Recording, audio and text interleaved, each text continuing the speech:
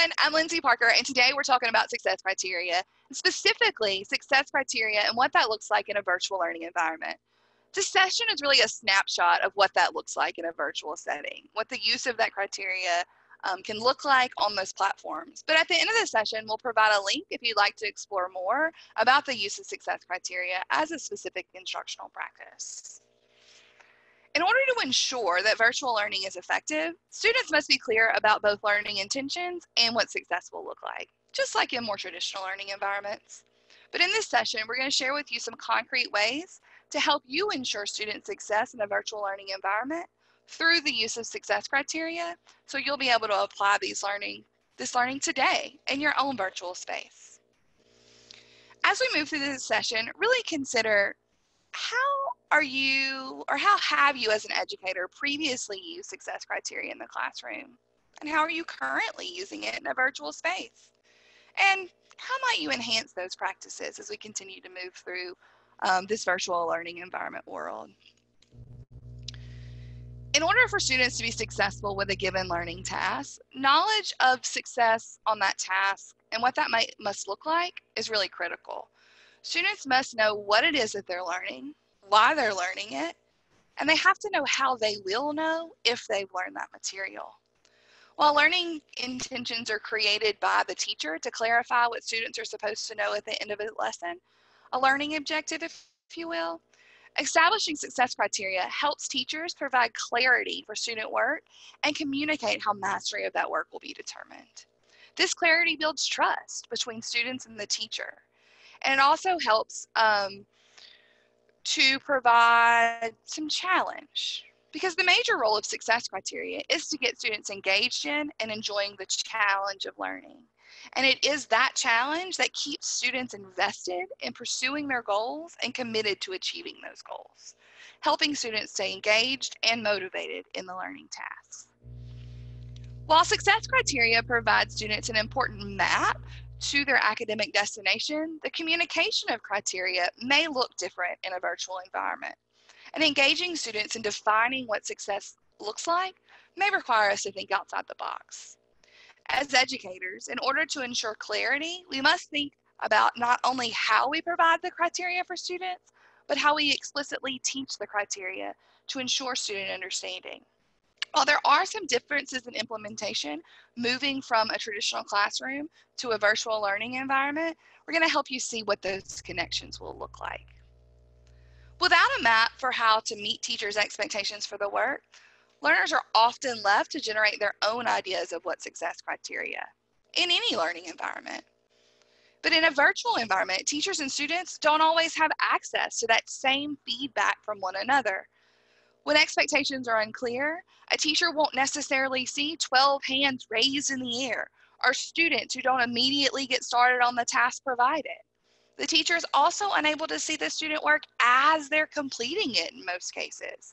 And so they don't have that opportunity to stop and redirect students when those big class misconceptions occur during that work time. Without the opportunity to redirect and restate expectations during that time, students are often left in confusion with little means to accessing real-time feedback. Sometimes they don't even have the opportunity to submit their completed work or to receive any feedback at all, even to themselves.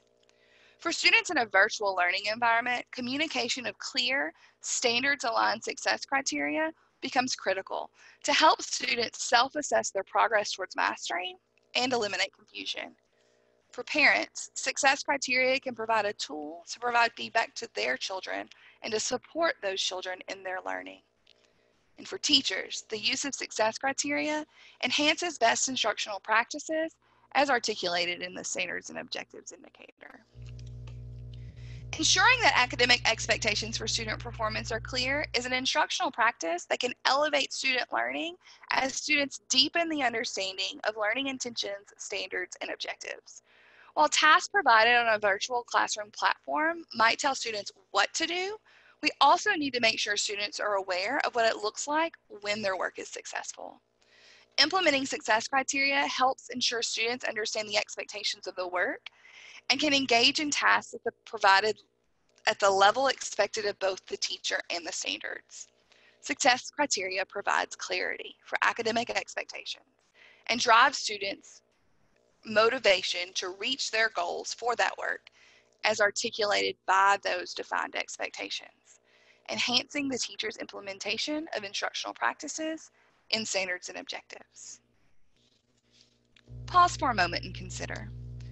If we know success criteria is critical to student clarity, to trust between teachers and student motivation, how might you leverage the use of success criteria in your virtual learning environment?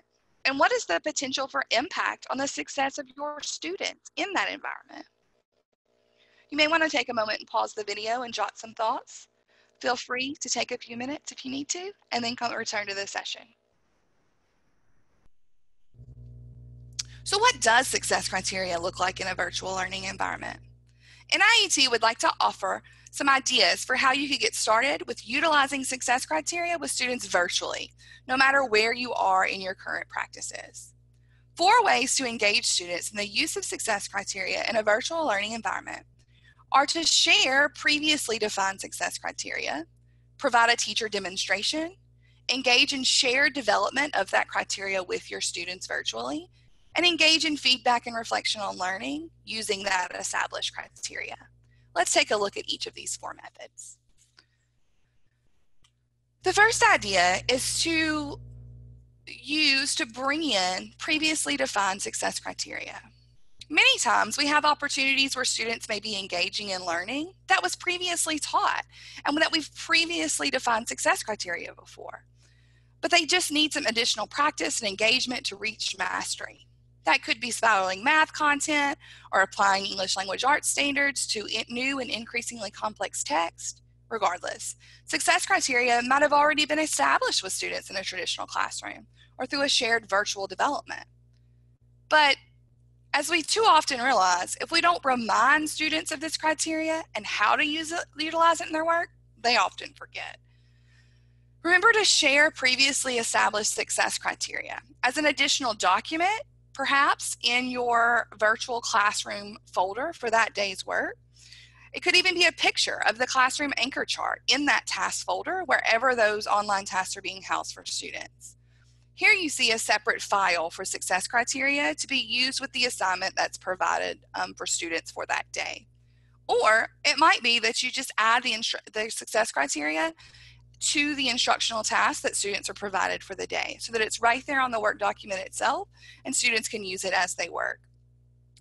Success criteria might also be provided as part of communication to parents, as part of a weekly update or a newsletter. It might be added to a student's virtual classroom space or communicated through an additional platform like email, Remind, or Dojo messaging.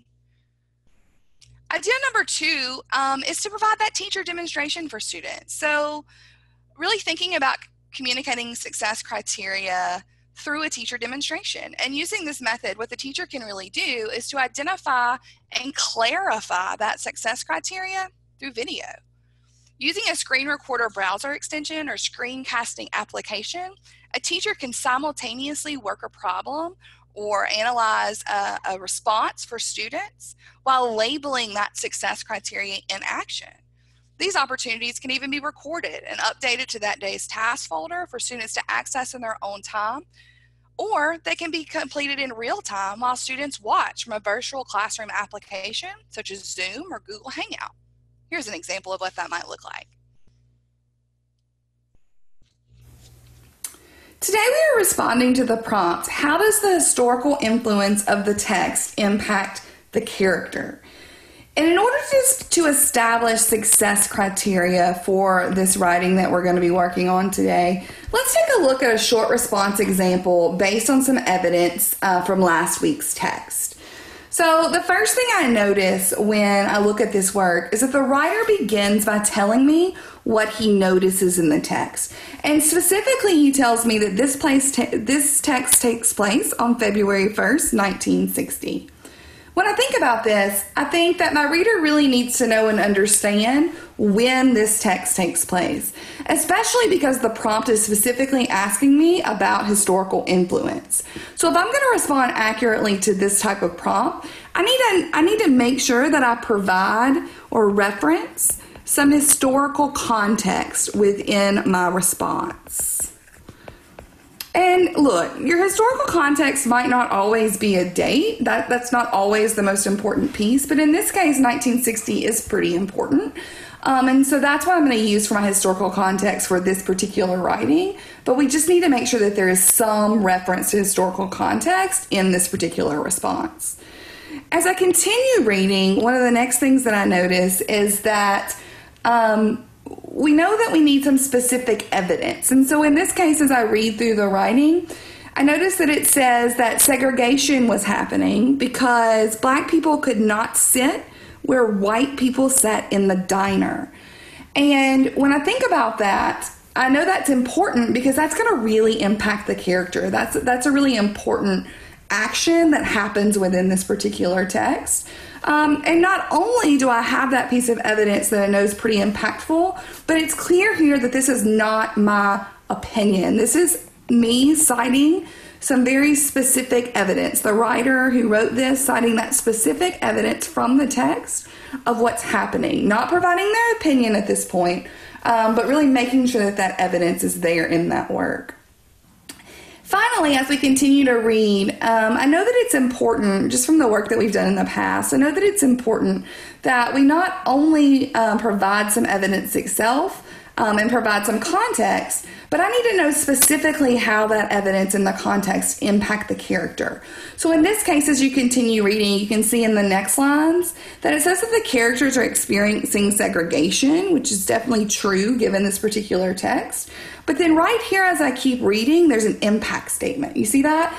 It says, this encourages the main character in the story to stand up and fight for equal rights. So that's what that piece of evidence caused the character to do, given the context of the story. So I know that I don't just need that context, and I don't just need the evidence. I do need those two things. But in order to really be successful in this type of writing, I need to also have that third piece of success criteria where I really want to make sure that I include in my writing the explanation. I need to be able to explain, how the historical context here truly impacts that character.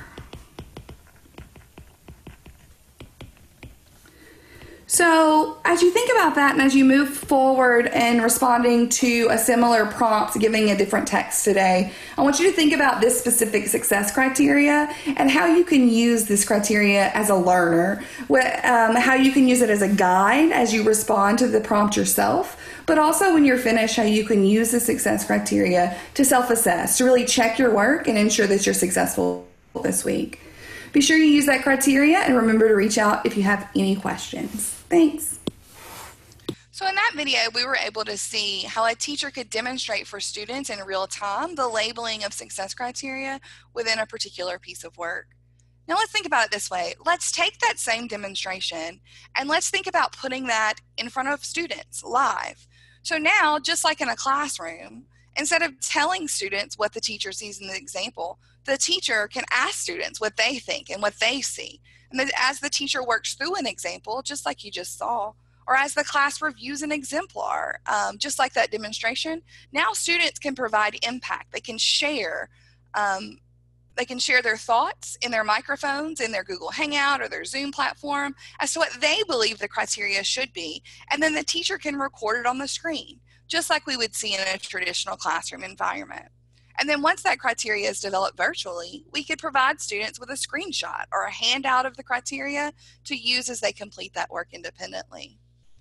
Alternately, students can provide their input through a chat box option instead of using microphones if that's more feasible given your learning environment.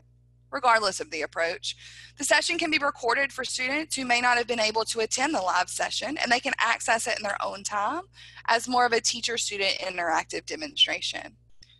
Another option for shared development of success criteria would be to use an interactive Google Doc for students. So you can provide that exemplar just like we saw before, but this time students can leave comments to co-construct that criteria with both the teacher and their peers.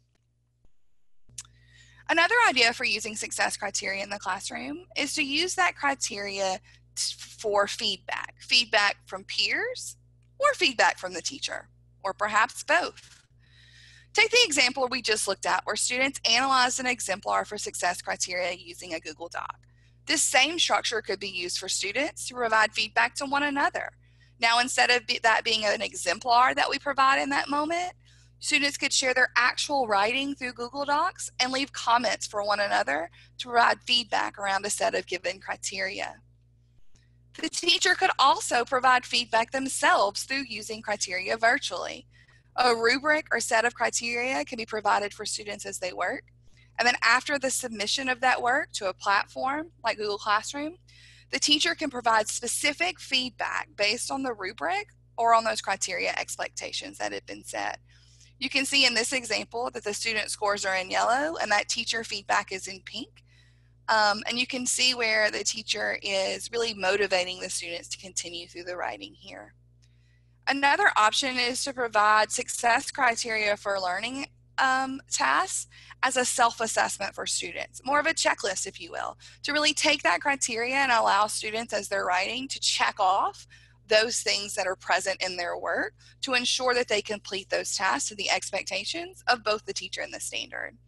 Teaching students to use the criteria as a checklist can really increase motivation and allow students to celebrate success even in a virtual learning environment. Providing criteria for students to use while they are working really enhances students' likelihood of success as those expectations for student performance become really clear for students.